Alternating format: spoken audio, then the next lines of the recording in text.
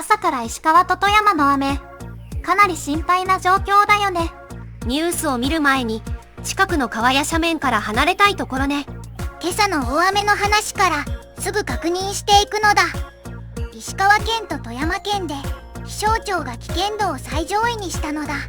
対象は石川の4つの市町と富山の氷見市ね。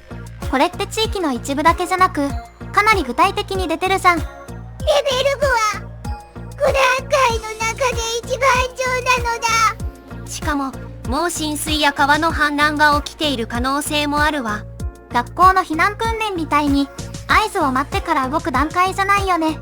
避難場所までの道が危なければ無理に外へ出ないのだ。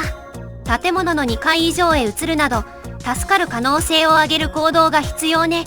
外が川みたいになってたら移動そのものが危険だもんね。周囲の水の流れや建物の安全を今いる場所から確かめるのだ。防災無線や自治体の情報も家族で一緒に確認したいわ。対象地域のみんな、今いる場所で何が一番安全か考えてね。対象地域ではためらう時間が一番惜しい状況よ。続いて志賀町付近で観測された猛烈な雨なのだ。同じ朝の雨だけど、今度は短い時間の雨量に注目なんだよね。志賀町付近では1時間におよそ100ミリと解析されたのだ。雨量計の数字ではなくレーダーから見た推定値なのね。レーダーって空から雨の場所や強さを見てるやつじゃん。気象庁はこれを記録的短時間大雨として知らせたのだ。記録的短時間大雨は短い時間に災害級の雨が降ったと知らせる情報よ。つまり雨が弱まるまで外で様子見って考えは危ないかもね。みんなの地域でも雨が急に強くなったら何をするのだ。アーシならスマホの防災情報を見て危ない道には近づかないよ。私なら家の中でも低い場所や窓際を避けるわね。雨の量だけじゃなく周りの地形と水の動きも大事なのだ。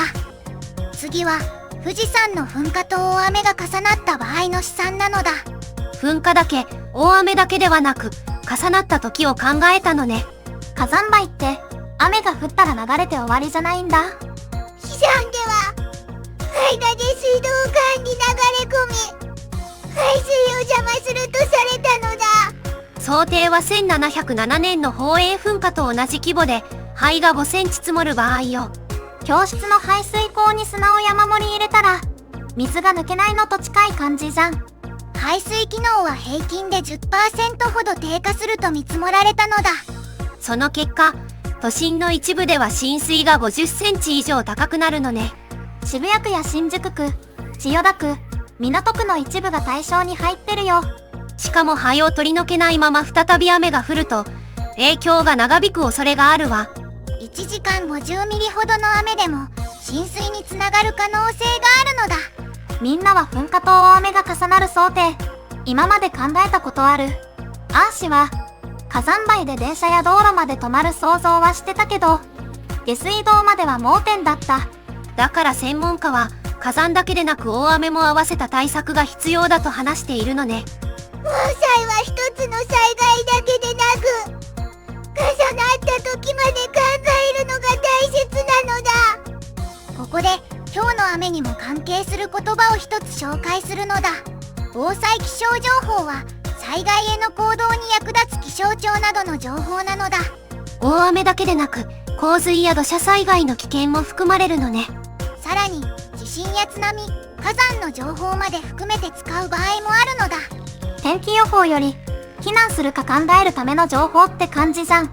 気象庁のサイトには危険度分布や今後の雨も載っているのだ。名前を覚えるより自分の地域の情報をすぐ開けることが大事ね。今日のニュースは身近な防災情報を確認するきっかけにするのだ。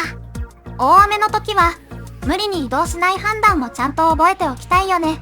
概要欄にも防災情報への手がかりを置いておくわ。